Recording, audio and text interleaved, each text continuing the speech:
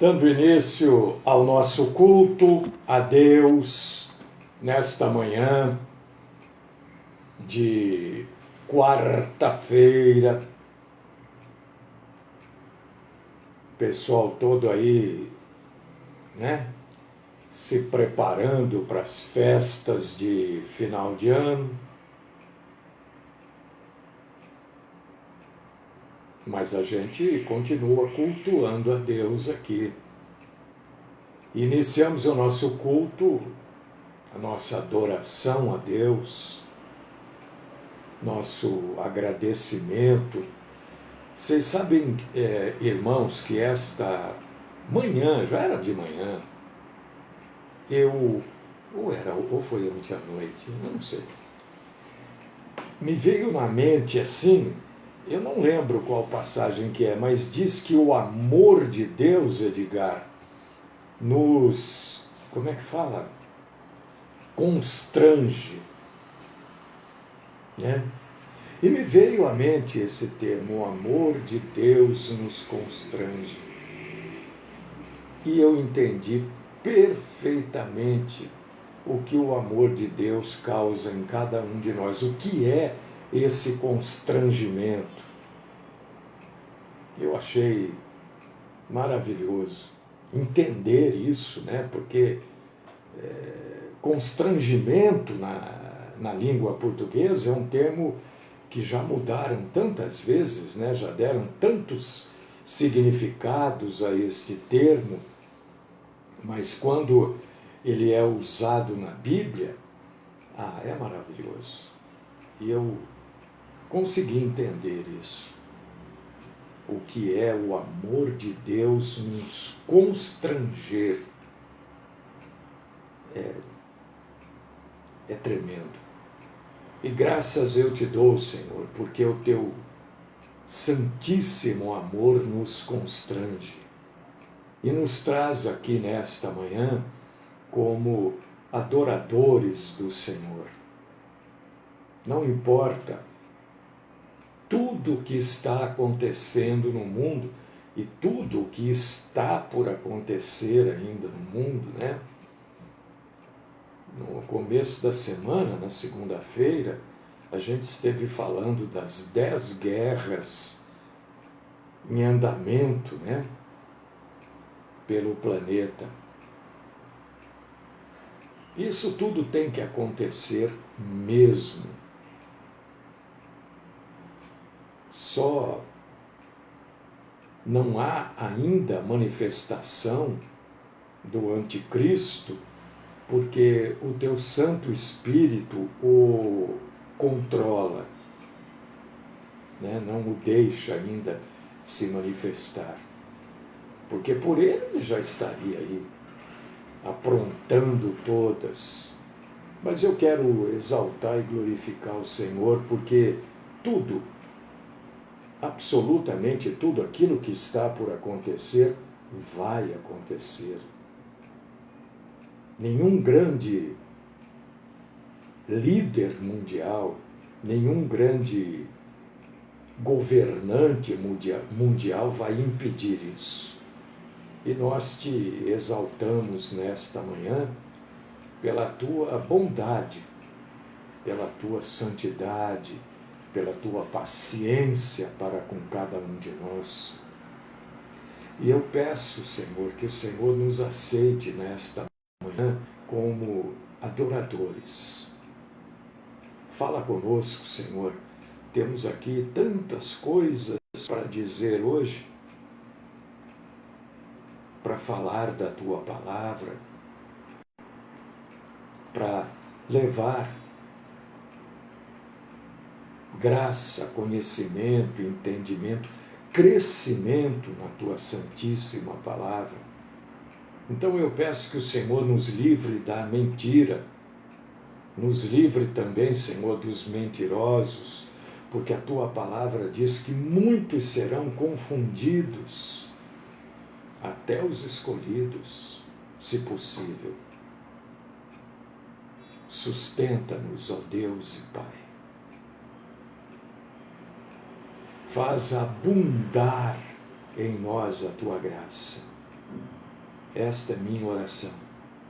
Por mim, por todos os meus queridíssimos irmãos e irmãs, e sempre orando no nome do único Salvador, o único nome pelo qual importa que sejamos salvos: Cristo Jesus.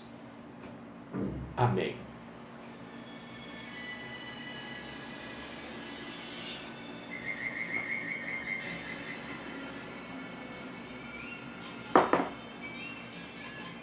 Bom, vamos abrir a Bíblia em Mateus capítulo 21, a partir do versículo 33. Não vamos perder tempo, porque tem muita coisa para ser dita e eu acho interessantíssimo você, pelo menos, ouvir, né? Isso. Se você vai seguir ou não, aí deixa de ser uma questão minha, né? Eu tenho que levar a palavra. Se as pessoas seguem ou não, concordam ou não, aí já é outra conversa. Depende desse que detém, né, toda a malignidade que está para ser exposta neste mundo. Mateus capítulo 21, a partir do versículo 33, eu vou ler até o versículo 41. Depois eu vou parar a leitura para começar a explicar.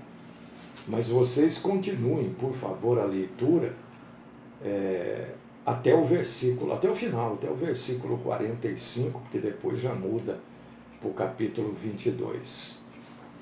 Diz assim a palavra de Deus. Mateus 21, 33 ao 41.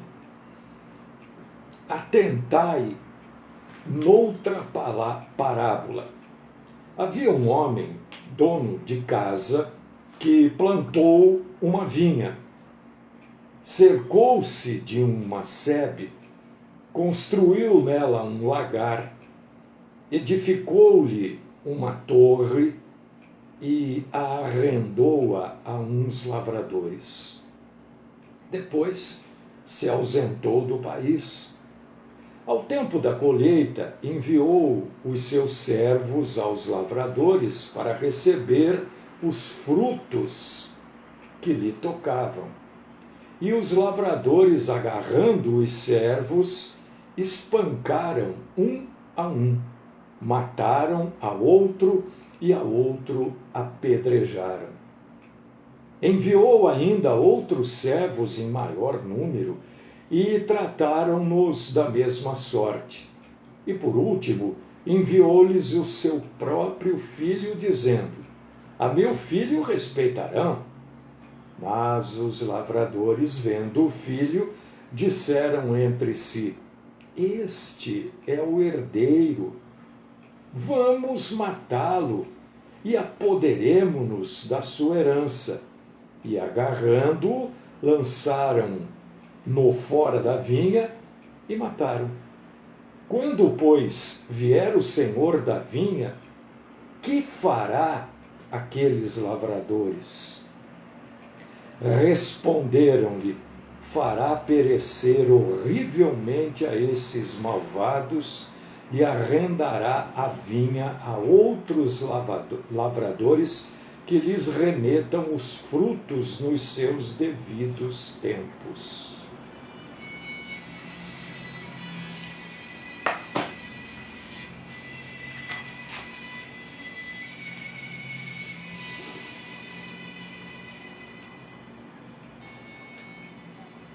Muito bem. Esta é a parábola da vinha e seus lavradores. O que vocês entenderam disso? O que dá para entender disso? Isso é uma parábola. Isso precisa ser entendido e interpretado. Vamos lá? Começar a entender?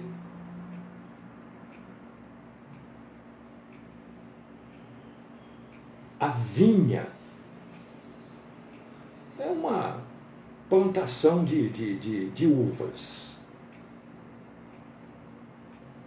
A vinha era o povo de Israel, que Deus plantou nesta terra através de Jacó.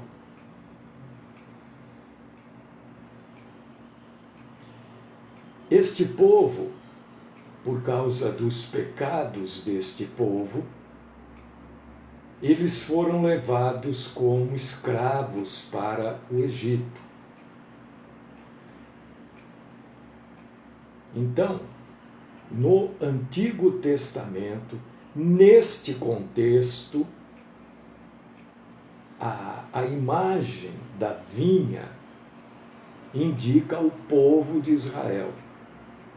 Como que eu posso afirmar isso? Simples. É só a gente ler Isaías, capítulo 5, versículos 1, 2, 3 e 4. Certo?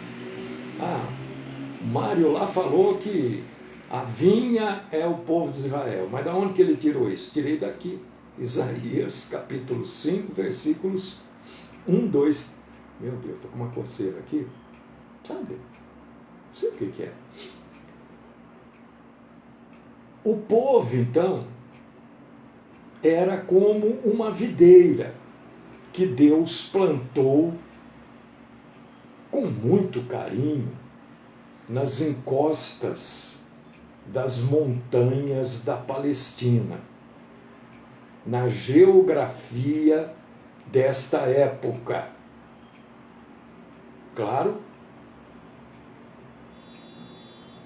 esta plantação de uvas, de parreiras de uvas, elas não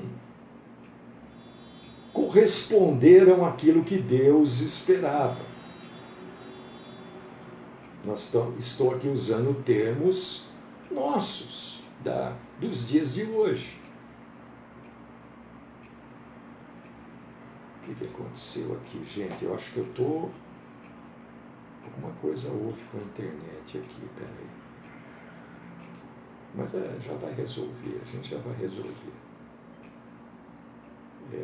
Talvez quem esteja pela rádio esteja tendo problema com a conexão. Eu sei por quê, viu? Porque eu mudei ali o lugar e eu não imaginava que fosse dar problema, viu? Mas eu preciso resolver para continuar. Isso é uma coisa extremamente desagradável, porque eu estou falando e eu estou vendo aqui. Gente, eu não vou me ater a isso aqui, tá? Quem não tiver conseguindo acompanhar aí pela internet, pela Rádio Graça e Paz, pelo site que está fora do ar, né? Por favor, vá para o Facebook, porque senão a gente perde muito tempo aqui e o erro foi meu, viu? Então eu peço desculpas, né? Mas o que?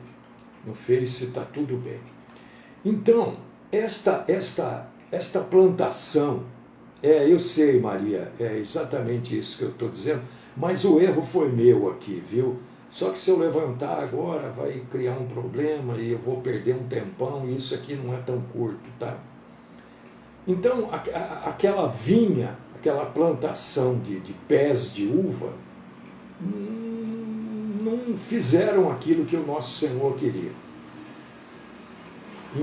Ao invés das uvas darem bons frutos, elas deram uvas azedas, que não prestavam para absolutamente nada.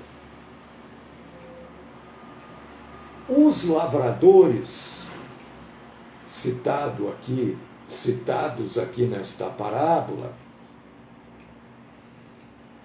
eu vou pedir licença a todos, eu não vou deixar aqui fora.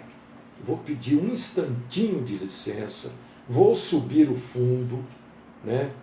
E vou conectar diferente lá. Um minuto, não vai dar um minuto, tá? Me dão licença.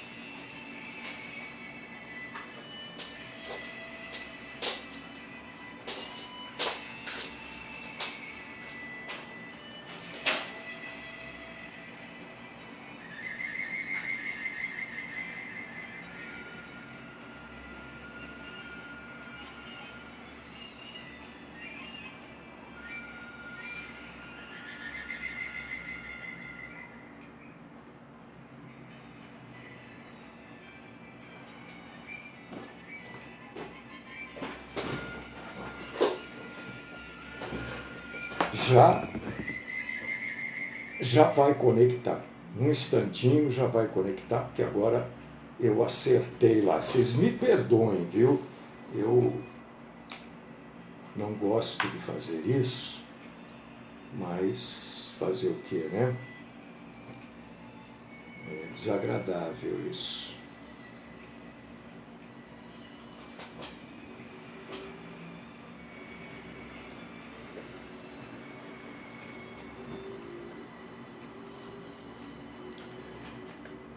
Muito bem, me perdoem, fazer o quê, né? Não está nem conectando, viu? Talvez seja um problema da própria internet.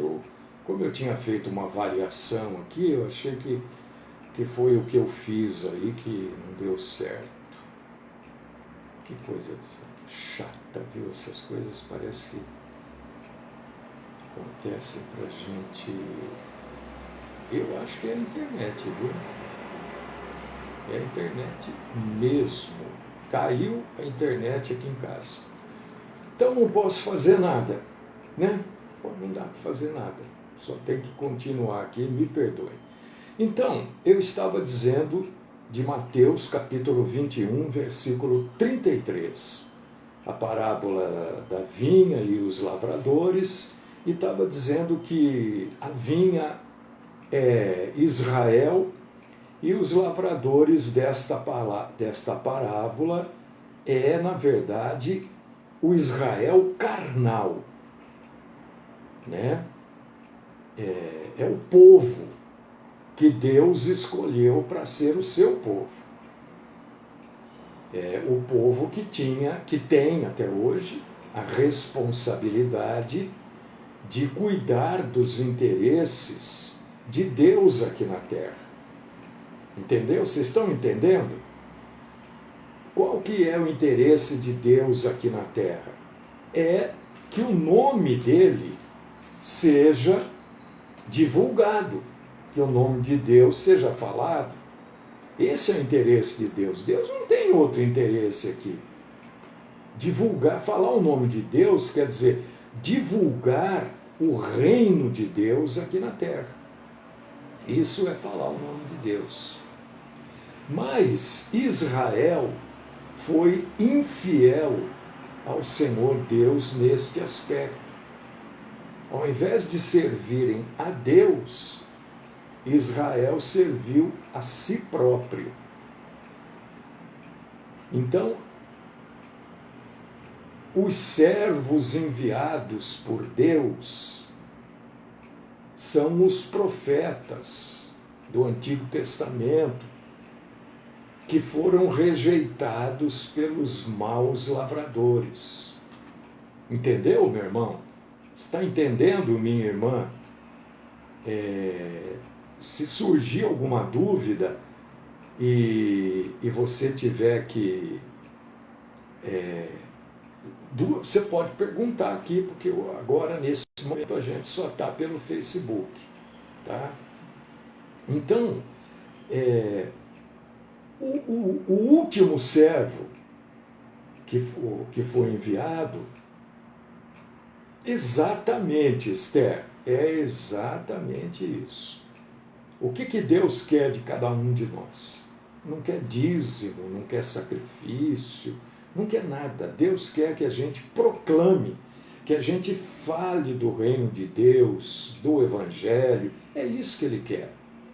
E o último servo de Deus que foi, e ele fez isso, mandou os profetas, né, que foram mortos. Depois ele manda o seu próprio filho, que os lavradores também mataram. Não foram, Jesus foi morto também. Então os lavradores mataram Jesus. Por quê? Pelos seus próprios interesses. Interesse político, interesse de poder na época. Jesus foi morto. E ele diz assim: eu sou a videira verdadeira e meu pai é o agricultor. Só ratificando isso que eu estou falando. Todo ramo em mim que não produz fruto, ele o corta. E todo ramo que produz fruto, ele o poda. A poda, meu irmão, a poda, quando se trata de árvore e tal, é algo doloroso. Mas ela é necessária. Por quê? Porque ela purifica a videira, para que ela cresça e produza mais frutos. Está entendendo?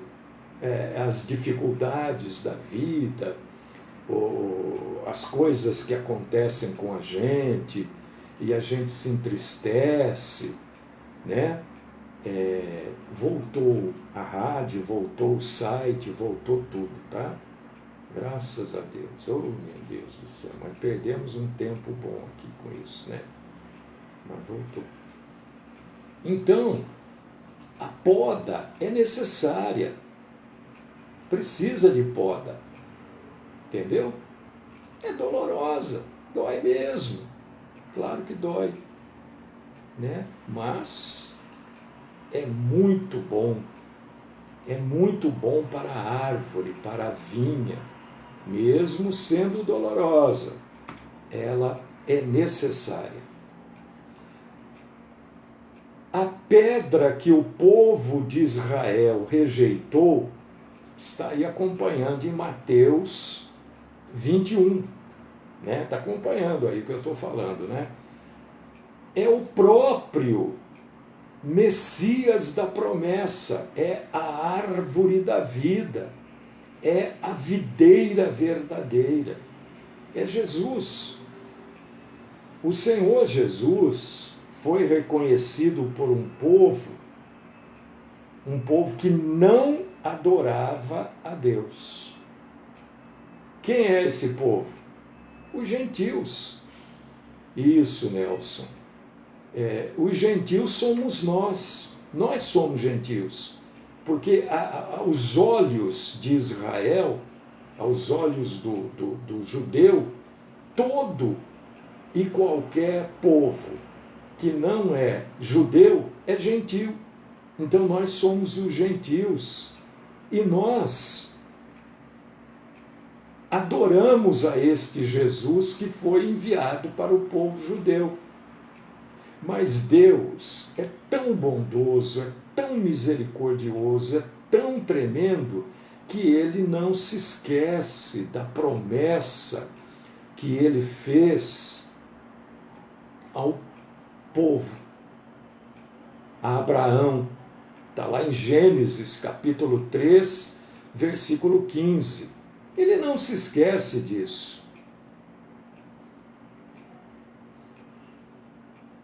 Ele não se esquece da semente da mulher, nascerá uma semente que vai esmagar a cabeça, né? A mulher, o que é a mulher? Simbolicamente, a mulher é a igreja, simboliza a igreja. Jesus não diz que a igreja é sua noiva. Então a mulher é a igreja que é inimiga da serpente. E a serpente é Satanás. A semente que você está lendo aí, o que é a semente? É o verbo, é a palavra de Deus, que é nascido da mulher da terra. Quem é a mulher da terra? É a Maria. Né? E este verbo, nascido da mulher da terra, é ele que vai tirar o pecado, é ele que vai livrar os pecadores através do perdão da morte espiritual, dando a vida eterna. Ele é o Messias da promessa. Jesus é o Messias da promessa. Você está entendendo? Se tiver dúvida, você pode perguntar agora, aí pelo Facebook, ou perguntar depois no grupo ou no particular, não tem problema. Dos filhos nascidos de Cristo, Deus instituiu, atenção, porque tudo que existe na Terra, nós vamos falar da Terra, né? Foi criado por Deus. Então, tudo que existe na Terra é criatura, no sentido de ter sido criado por Deus. Agora, a gente passa a ser filho de Deus em Cristo Jesus, porque Jesus é o unigênito do Pai. Ele é o primeiro filho. E quando nós entregamos a nossa vida a Jesus, nós nos irmanamos a Ele. E somos, em Cristo, filhos de Deus. Deixamos de ser só criatura, criados por Deus. Continuamos sendo criados, claro, mas somos muito mais do que simples criaturas. Passamos a ser filhos de Deus.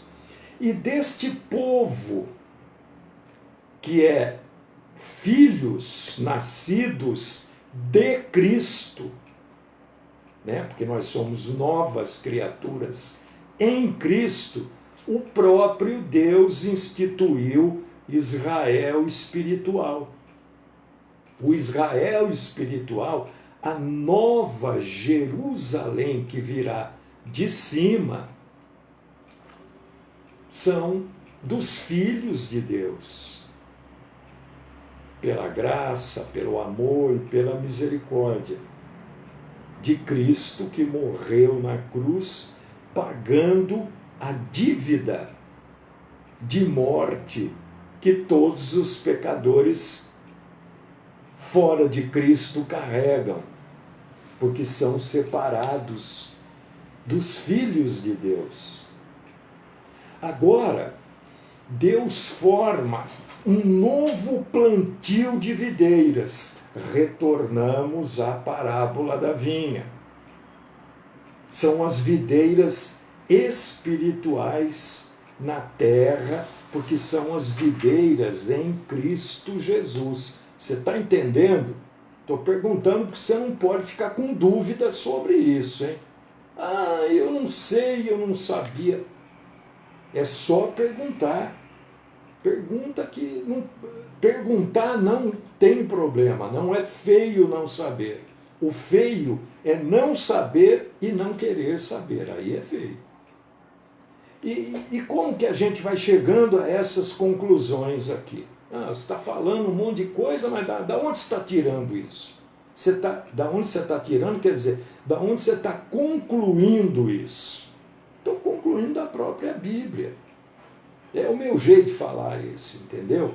Se você abrir a Bíblia, se você não quiser abrir a marca, pedacinho de papel, eu vou ler Isaías capítulo 11, versículos do 1. Exato, Hassan. Nós somos enxertados na videira verdadeira. Entende? É um enxerto. Quando você enxerta um galho numa outra planta, ela passa a fazer parte daquela planta. Ela vai se unir àquela planta, exatamente. Então, se você abrir Isaías capítulo 11, versículos do 1 ao 4, você vai ter a resposta da pergunta de onde ele está tirando essas coisas. Porque brotará um rebento do tronco de Jessé e das suas raízes um renovo frutificará. Um rebento, nesse contexto, é um broto de uma árvore cortada do Éden e jogada sobre as águas. E vai brotar uma nova espécie de árvore que dê frutos para Deus. Sou eu e é você. Os que serão arrebatados virão para a terra novamente no milênio, ou só voltaremos? Não, no milênio. No milênio nós vamos reinar junto com Cristo. Como é esse reino, Maria? A gente não sabe, né? Que tipo de... Como nós vamos reinar com Cristo? Mas a Bíblia diz que ele voltará para o milênio com aqueles que foram para ele. Né? Então a gente vai reinar junto com ele. Agora, como que será isso, a gente não sabe. Mas voltamos no milênio, tá? E repousará sobre ele o Espírito do Senhor, o Espírito de sabedoria, de entendimento, o Espírito de conselho e de fortaleza, o Espírito de conhecimento e de temor do Senhor. Se você contar quantas vezes eu falei Espírito aqui, você vai ver que eu falei 7 vezes. Porque os 7 Espíritos de Deus são, na verdade, não é que Deus tem 7 Espíritos, são 7 atributos de Deus. Entende? Você pode contar, eu falei 7 vezes. Espírito de sabedoria, de entendimento, sabedoria, entendimento, conselho, fortaleza, conhecimento e temor. São os atributos de Deus. E dele deleitar-se-á no temor do Senhor e não julgará segundo a vista dos seus olhos. Estou aí em Isaías. Nem repreenderá segundo o ouvir dos seus ouvidos. Olhos e ouvidos são órgãos vitais dos seres humanos. Mas julgará com justiça os pobres e repreenderá com equidade aos mansos. Manso aqui é obediente. E ferirá a terra com a vara da sua boca. O que é a vara da boca de Deus? É a língua de Deus, a língua de Deus quando ele fala, porque a vara da boca de Deus é a própria palavra de Deus.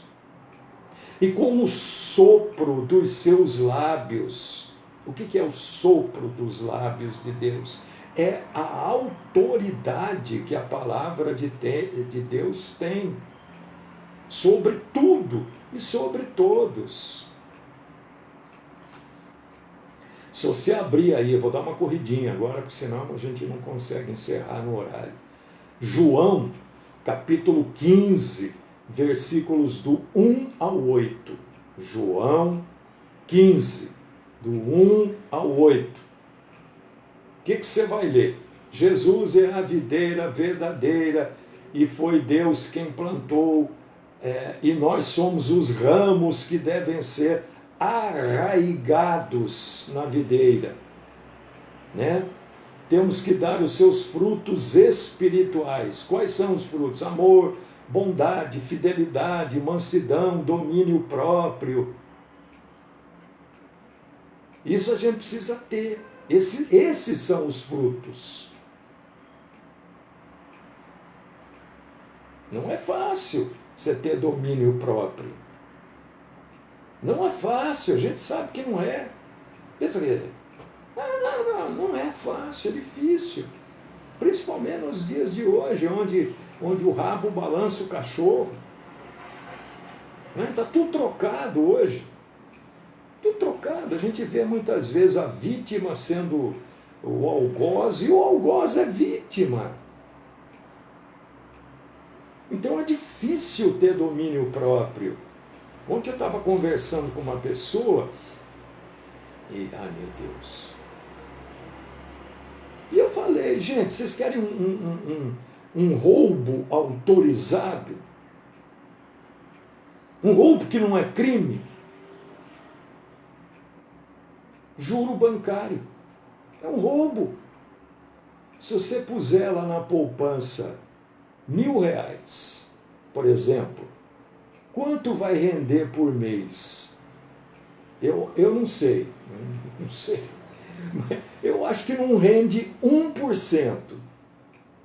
Não é? Agora, se você dever R$1.000 para o banco, qual é o juro que o banco lhe cobra por dever R$1.000? Isso é um roubo autorizado. Ninguém, que governo que impediu isso? Nenhum. Por quê? Porque o governo tem banco. Tem o Banco do Brasil, a Caixa Econômica. Isso é tudo banco do governo. E esses bancos têm que gerar lucro. Então eles vão mexer com o banco.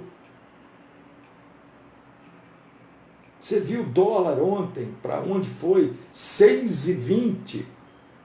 Aí venderam 2 bilhões e pouco para segurar o dólar. Ainda depois caiu para 6,16 e fechou a 6,9. Pode esperar, isso aqui vai virar um negócio, sei lá o que nome vou dar. Então é difícil a gente ter domínio próprio. Você vê lá a inflação, 0, não sei o que. Você fala, como que pode? Como que pode a inflação ser isso? Se ontem eu vim aqui, comprei, era R$2, hoje eu voltei, quase 4. Isso é roubo autorizado. Entendeu? Então você ter domínio próprio nesses dias é difícil.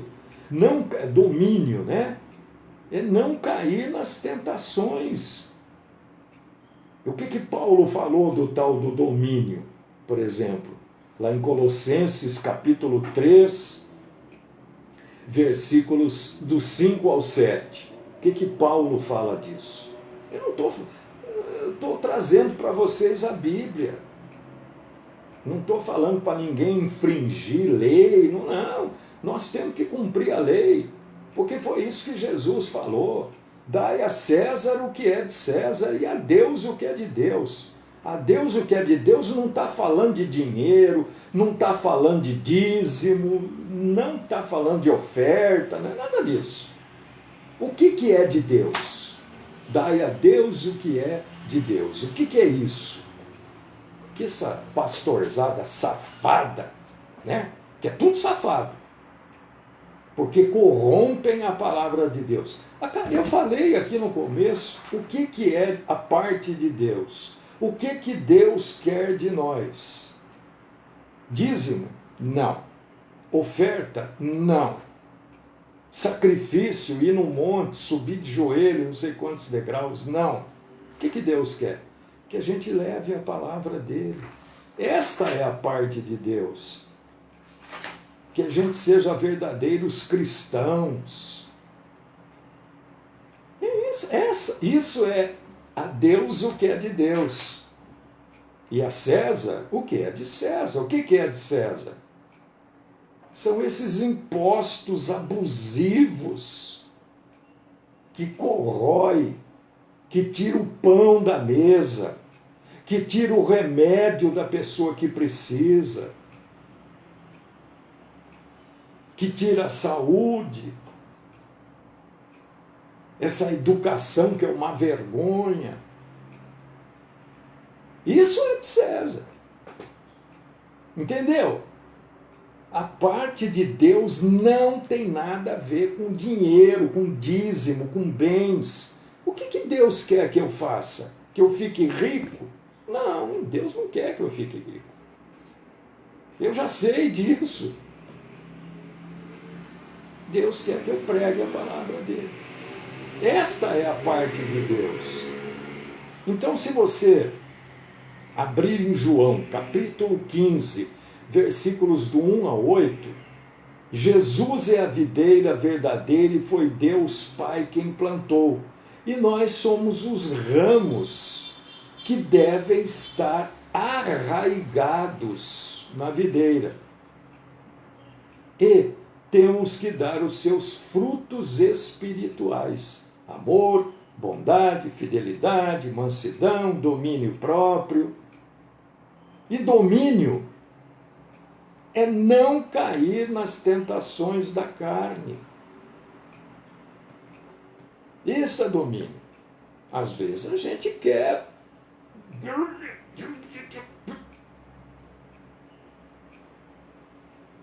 Não caia nessa. Colossenses, para encerrar, Colossenses capítulo 3, versículos do 5 ao 7. Fazei, pois, morrer a vossa natureza terrena. O que é natureza terrena? Lembra quando eu falo aqui? Não tem espírito de prostituição, espírito de vício. Não tem nada disso, é mentira.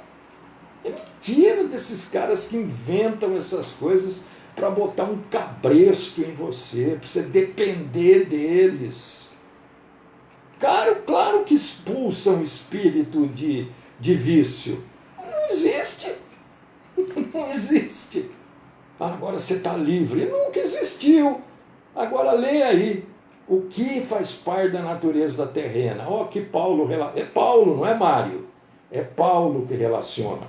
Prostituição, impureza, paixão lasciva, desejo maligno, avareza, idolatria. Por estas coisas é que vem a ira de Deus sobre os filhos da desobediência. Ora, nestas mesmas coisas andastes vós também noutro tempo, quando vivieis nela. Que a gente tenha, viu, meu irmão, minha irmã, hoje, crescido um pouco, que seja pelo menos na graça e no conhecimento do nosso Deus e Senhor. E isso torna mais difícil a gente ser enganado. E aí eles ficam com raiva da gente, porque a gente não se permite ser enganado, fundamentado na palavra do Deus Pai.